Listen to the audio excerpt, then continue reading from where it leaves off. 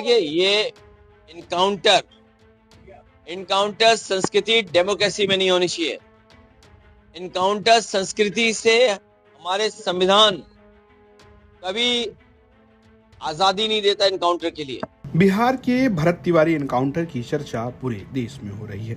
भरत भूषण तिवारी जो बीएससी के छात्र थे, उनके एनकाउंटर को लेकर शाहपुर पुलिस और एसटीएफ पर सवाल खड़े हो रहे हैं। बिहार पुलिस इस एनकाउंटर को लेकर सवालों के घेरे में। इस बीच अखिलेश यादव ने भी इस मुद्दे को उठाया और उन्होंने सीधे सीधे एनकाउंटर संस्कृति पर ही सवाल खड़े कर दिए। कन्नौज पहुंचे अखिलेश यादव ने साफ साफ कहा कि किसी भी किस्म का एनकाउंटर सही नहीं है। अखिलेश की इस इनकाउंटर पॉलिटिक्स को ब्राह्मण पॉलिटिक्स से जोड़कर देखा जा रहा है। जानकार कहते हैं कि जिस तरीके से अखिलेश यादव लगातार ब्राह्मणों को लुभाने की कोशिश कर रहे हैं, उस कड़ी में एक नया बयान है। देखिए, ये इनकाउंटर संस्कृति डेमोक्रेसी में नहीं होनी चाहिए। इनकाउंटर संस्कृति से हमारे संविधान कभी आजादी नहीं देता इनकाउंटर के लिए। हमारा संविधान इनकाउंटर की व्यवस्था नहीं रखता है। लोकतंत्र तब मजबूत होगा जब न्याय मिलेगा, और न्याय के प्रति अगर इनकाउंटर की भावना से किसी की जान ले ली जाएगी तो इससे बड़ी दुखद क्या बात हो सकती है। और हम समाजवादी लोगों ने तो पहले दिन से कहा कि यूपी में कितने फेक इनकाउंटर हुए हैं। सरकार के इशारे पर, बीजेपी के इशारे पर कितने लोगों की जान गई है।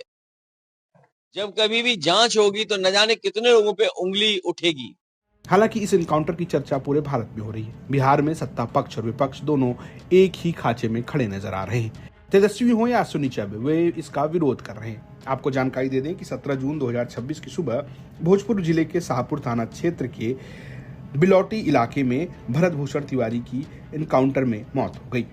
शाहपुर पुलिस और एसटीएफ ने भरत भूषण तिवारी को घेर लिया। पुलिस के अनुसार उनके पास अवैध हथियार था और उन्होंने फायरिंग की, जिसके जवाब में पुलिस ने गोली चलाई। घायल होने के बाद उन्हें पटना मेडिकल कॉलेज अस्पताल में भर्ती कराया गया और जहां उनकी मौत हो गई। हालांकि परिवार का आरोप है कि भरत ने फेसबुक लाइव के दौरान सरेंडर कर दिया था और दावा किया गया कि उसने पिस्तौल भी फेंक दी थी और पुलिस पर भरोसा जताया था। इसके बावजूद भी पुलिस ने उनके ऊपर 3 से 4 गोलियां मारी।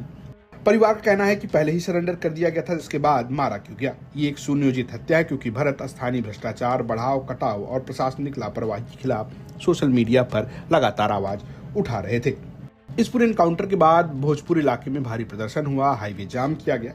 इसके बाद बिहार के मुख्यमंत्री सम्राट चौधरी ने रिटायर्ड पटना हाई कोर्ट के जज की अध्यक्षता में न्यायिक जांच के आदेश दिए।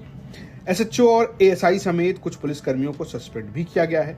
वहीं परिवार में पिता काशीनाथ तिवारी और भाई चंद्र तिवारी सहित 3 लोगों के ऊपर हथियार रखने और बाधा डालने के आरोप में एफआईआर भी दर्ज की गई। फिलहाल ये मामला सोशल मीडिया पर काफी गर्म है। लोग लगातार सवाल खड़े कर रहे हैं। कन्नौज से प्रथम की रिपोर्ट, यूपी तक।